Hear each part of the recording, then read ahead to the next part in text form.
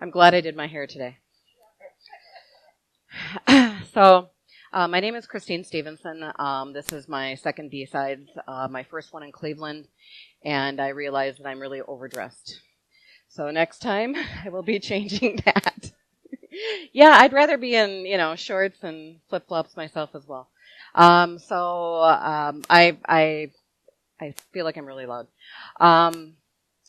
All right, so I've been in IT, I've been in information security for a lot of years, several decades, which I'm dating myself.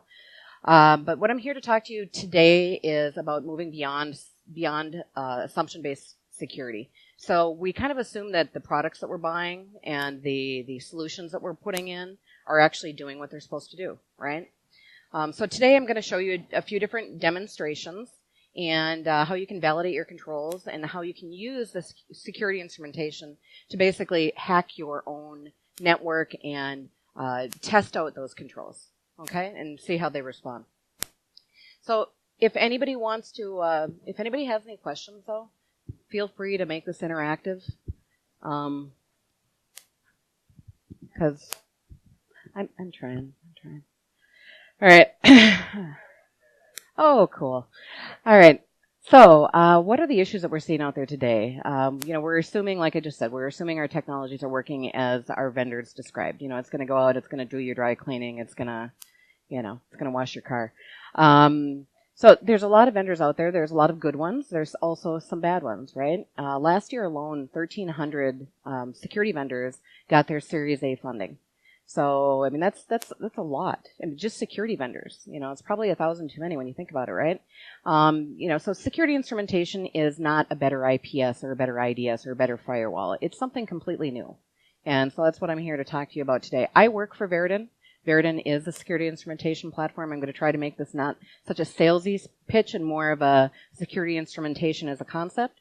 So instrumentation, like I said, it's something different. We're also assuming that our products are deployed and configured correctly. And that's what it comes down to a lot of times is there's a lot of good products out there, but they're just not tuned right. They're not configured correctly. And you don't have any way to validate it. You can't say, well, I'm going to throw this attack into our production network and see how it does. Well, that's what security instrumentation actually does. So we also assume that our people and our processes are doing the things that they're supposed to be doing. So this security instrumentation gives you the ability to actually test out the people and the processes within your environment before something actually happens. So you can throw something out there and see how they respond, right? Just as well as you can your tools.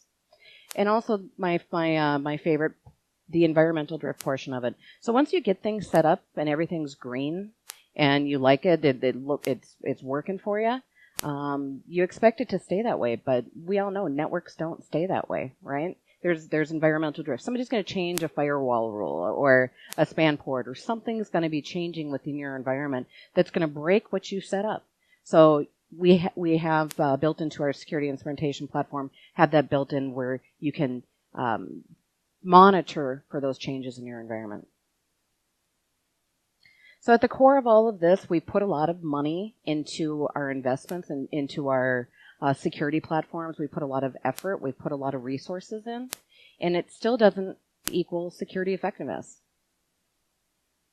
Okay, so what is security instrumentation and why do we need it? So currently we don't have anything, like I've been saying, to tell you whether or not your controls are actually working, right? Has anybody here ever used like HP OpenView? Or heard of it at least? Yeah, I have as well. So, you've got a router that's in Chicago, maybe another one that's in Cleveland, and if the link is up, it's green, we're all good. If it's down, it's red, right? Well, we don't have anything for that for your Palos and your firewalls and those types of security tools. You just don't. You know that they're powered on, but are they actually doing what they're supposed to be doing, right? So I'm going to show you a simple model of how instrumentation works. And so we've got a director. And that's where the management console is. And then we also have actors. And those are like sensors that you're going to deploy within strategic areas within your network. So not a sensor wouldn't be like on every desktop. It's going to be just in every zone or every segment. And I'll get into that in a second. So let's take a look at a typical zone, or a typical network, excuse me. And of course, it's just a really, really simplified network. So we've got a partner zone maybe. We're obviously always going to have our internet zone. You've got a DMZ. Maybe you've got a workstation zone. That's where your desktop users are. And in these zone or in this network, you've got your security controls. Okay, and these are just a few security controls that are out there. And in these different zones is where the actors get placed. And you put those actors in those zones, so any type of network segmentation, anything that's behind a firewall, any type of different policy as far as, that would be like a different zone. Okay, that's what we're referring to as zones. So you put those actors in those zones to give you visibility into those different zones. All right? So these actors can play the role of both an attacker as well as the target, and they're interchangeable. Okay? So we've got this attacker out there on the internet. We're going to come through with live attack traffic. So this isn't attack traffic that's been modified in any way. This is the stuff from out in the wild. You can download it. We've got an open content platform. And this is going to try to attack the target here. Now, not only do we know empirically, did it get blocked or not? So yes or no. But we also know, did it make it to the SIM? Okay? Because we're integrated into the security tools, not only your SIMs, but we can also integrate into the different individual security platforms as well. All right, so show of hands, how many out there think that their security is managed on assumptions? We've got a couple truth tellers.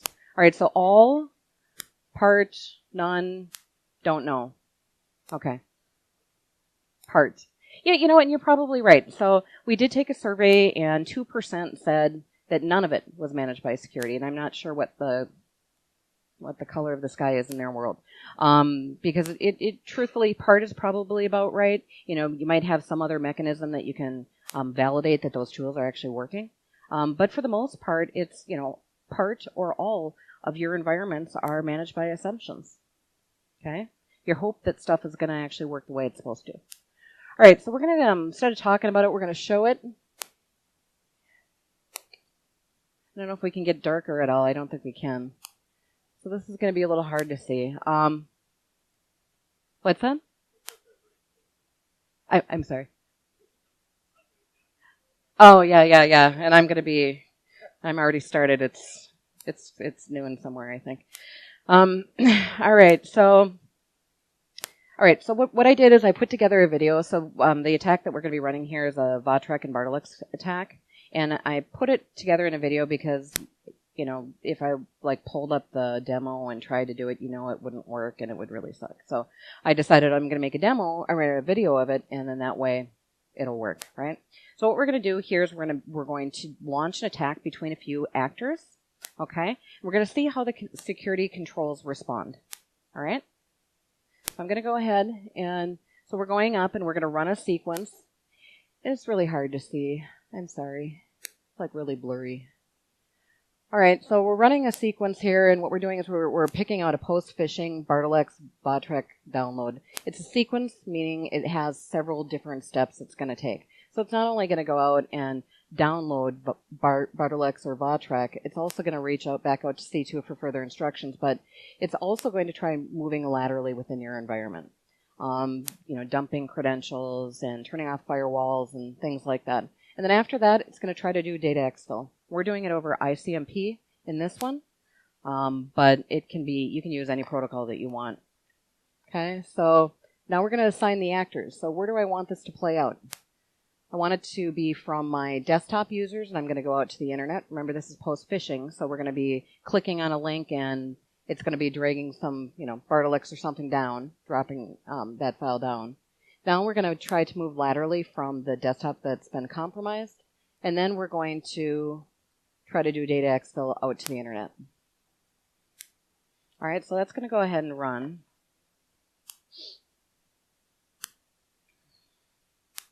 So like I said, this is an open content platform, so you can take and do create your own scripts. You know, we allow Python, PowerShell, Ruby, you know, any of that type of, you know, if you want to do that. Also connect into the threat intel providers that are out there. Okay, so, I'm sorry, what? It is in a sense. Yeah, no. I want it. I'm sitting here just talking at everybody, so I welcome questions. The question was, is it automated? And, it is in a sense. So you're going to manually set up the job originally, but then you can go ahead and set it to repeat the job. And then in a minute, I'll show you the monitor portion of it, which is once you get everything responding the way that you want it to respond, then you can set it up to just continually check and run silently in the background. And when I say silently, you whitelist that NIC that the monitor is running on so that it's not alerting your SOC. Just alert me when things change. I expect it to be blocked, but it wasn't blocked, then alert me. Otherwise, run it, forever, but don't tell me about it. Okay?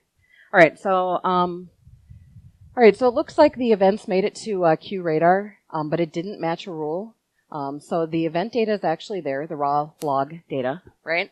And it also made it to Splunk as well, but it didn't match a rule. So there are so many events that are going into SIMs on, a by-minute basis, right? I mean, 50,000 events, isn't unheard of.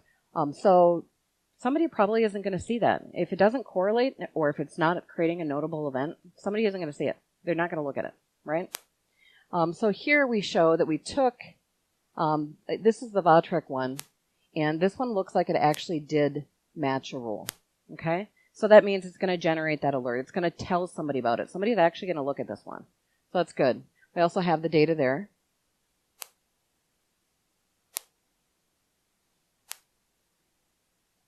This is kind of so hard to see. It's kind of unimpressive, so apologize. Yeah, go ahead. Yeah. Yes, we've got, we're not altering those, altering the data at all, and you can pull in like your own PCAP files, for example, and you can weaponize those within the system. We'll take and anonymize the IPs and the MACs for you, and or you can create your own scripts. Yes, this is actually ran in the production environment. It is running the production environment, testing out your production controls, but just talking between the actors. Okay?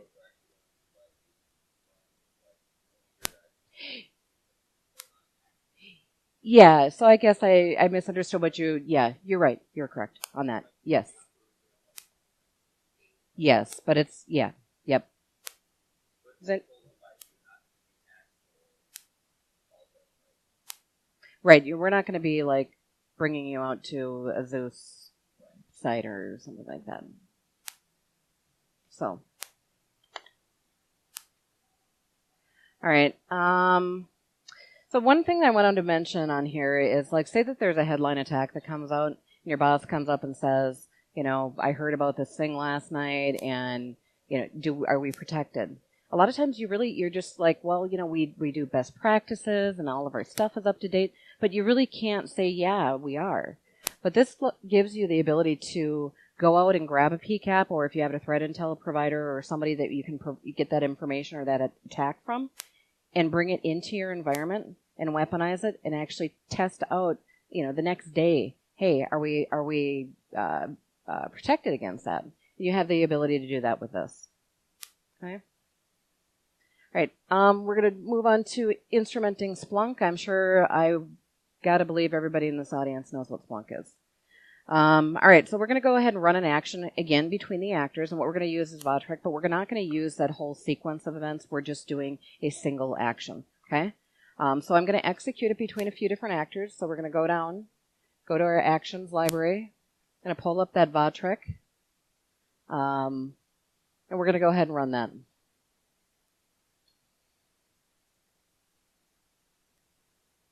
Okay, so it takes a minute. So we're going to choose the actors that we want this to run between.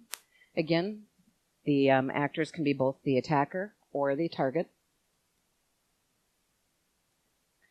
Okay, and this is going to run. So was it blocked? So the first column is, was it blocked or not? Yes or no? Okay, no, it wasn't blocked, but it did create some events. So let's go ahead and take a look at the events. So we've got the raw log data, the metadata. Okay, and now we're looking at, and remember, this is Valtrek. So this is what your system is reporting that they saw for events.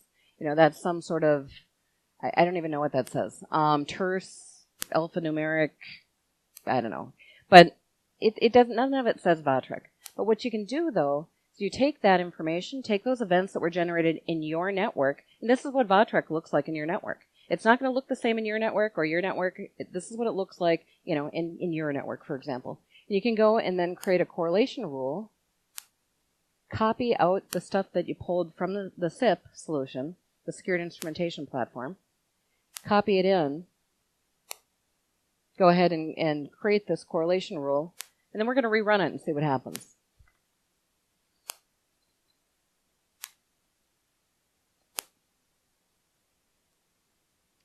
Choose your actors again.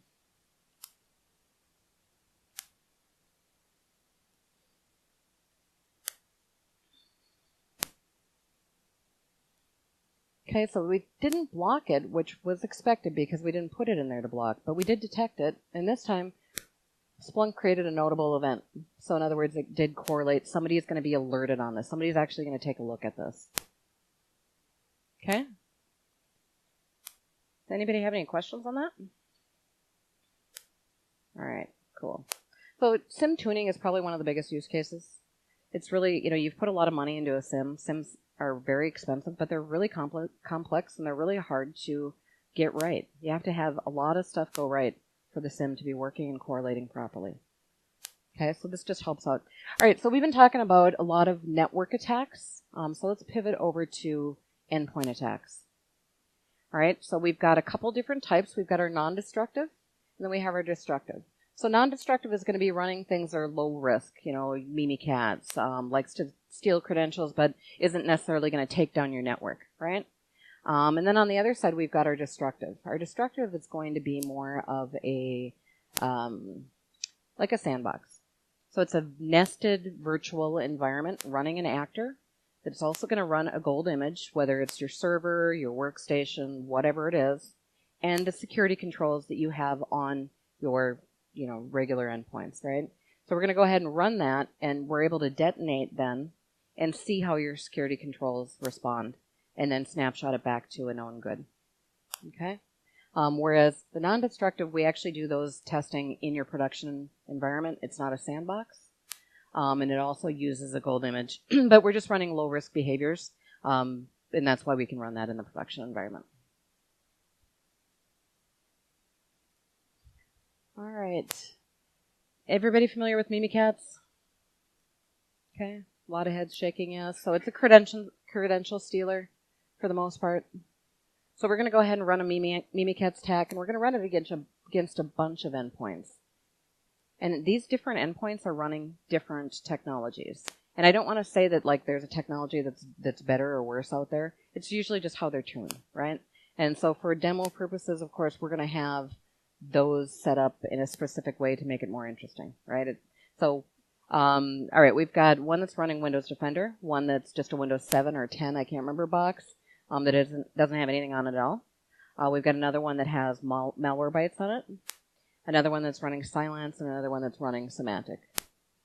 Okay, so let's go ahead and choose those endpoints, and all of these are Windows 7 or 10 boxes. We're going to go ahead and run now.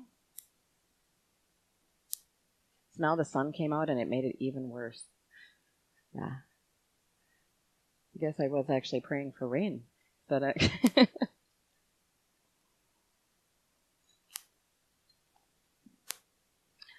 all right, so the first one is Windows Defender, and actually it looked like it did pretty well. It did block it, and it did report it. It didn't report it to your SIM. Reported it to Windows events, but maybe that's how you have it set up. So that one actually did pretty good. Okay, carry on. All right, the next one isn't running anything. So as expected, it's not going to be blocked, and it's also not going to report anything. Oh, yeah. We also give you the command line, and so you get a screenshot of what tried to run, and basically it tried to run Mimikatz, and Windows Defender said no, is pretty much what that says there. Okay, the next one is not running anything at all.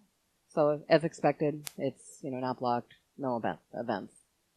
Next one is Malwarebytes. Oh yeah, so we show that the Mimikatz actually ran. If you're familiar with it, you see the kiwi there. It's running through the system, looking for credentials, and then it's going to go ahead and exit the system, say bye. Bad stuff is happening.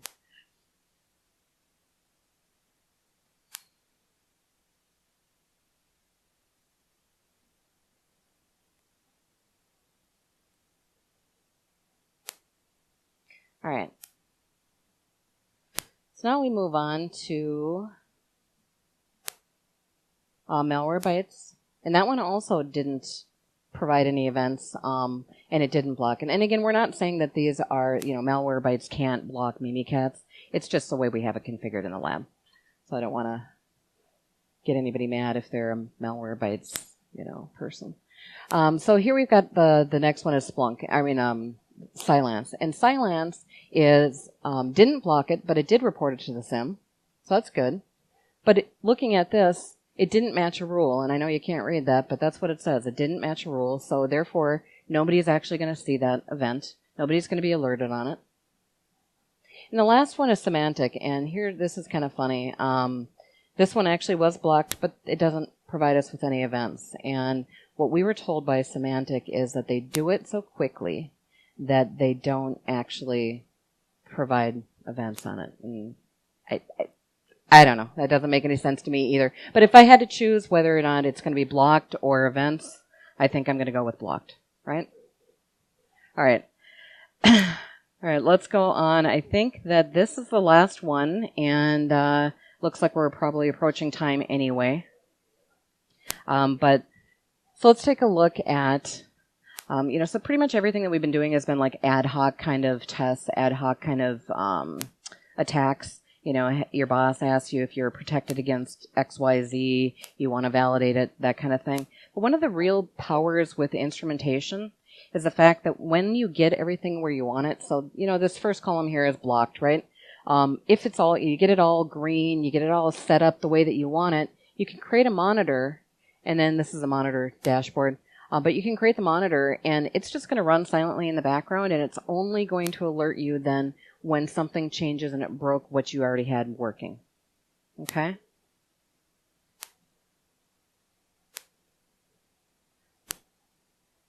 All right. And then also the reporting piece of it. This is just a really high-level kind of a heat map. Obviously, red is bad, green is good. See the theme. What we're going to look at here is our critical server network. What we can do is drill into this and not see it. There we go. So we're going to drill into the critical server network, and we're going to take a look at the jobs that ran that made that red, right? We want to see what it was that it failed on. So we're going to go into the job that it failed on and take a look. Again, this is a critical server network, so we probably don't want to have a ton of ports open, right? We've got a bunch of clear text ports that are open currently. It's hard to see, but you've got TFTP, you've got FTP, you've got SSH, so we want to keep SSH open, but we probably want to close down the rest of them, right? So we've got also anonymous FTP access, as well as the ability to upload PII and credit card data. Okay, none of that's actually being blocked. All right? So what we're going to do is we're going to get on the phone and we're going to call our network guy. So we call up Bob. And Bob says, and we say, hey, why are these ports all open? And he's like, you know what, I forgot I was doing some testing. I didn't close them out. I'll go ahead and I'll close them. So what you do is you go ahead then and give him a little bit of time to do that. Tell him to keep open 22. And then you rerun it. And once you rerun it, you find out that 22 is open. Good. But he also left open FTP. And so he forgot about that portion of it, or that port, I guess. Right? So you call back, you get back on the phone with Bob, and you're like, all right, Bob, I told you to just leave open SSH. And he's like, oh, shoot, I fat-fingered it. I'm really sorry. And so now you don't trust Bob, and you create a Bob monitor. Okay, so this Bob monitor job is going to run, you can run once a day, once an hour, once a month, whatever it is that you want. But think about that, though. Think about, not only this job, but all of the other ones that you set up and that you have running in the background silently, just checking to make sure that everything that you set up is still the way that you want it. Okay? And if that expected behavior changes, then let me know about it. Otherwise, I don't want to worry about it. I want to have somebody full-time working on security instrumentation. So now, at that point, you're actually really doing security instrumentation. So with that, I think we're right about time, but we might have a little bit of time for maybe a question or two. We're also going to be hanging around here for the next few hours as well. But we'll be back here. Testing DevOps. Go ahead and put an actor into your DevOps environment. Is that what you're talking about? Like a separate zone? Yeah, absolutely. So you would get that visibility then into that zone by putting an actor into that zone, and then testing out some of your testing out whatever controls that you have in front of DevOps. Anything else? Does anybody else have any questions? All right, I can. Oh, go ahead. Yeah. I'll be back. I'll be in the back, and I brought. Whoa. Well, I'm glad that waited till the end. Yeah, I'll be in the back, and I've got business cards, and if anybody has any additional questions, we'll be here for a while. Thank you.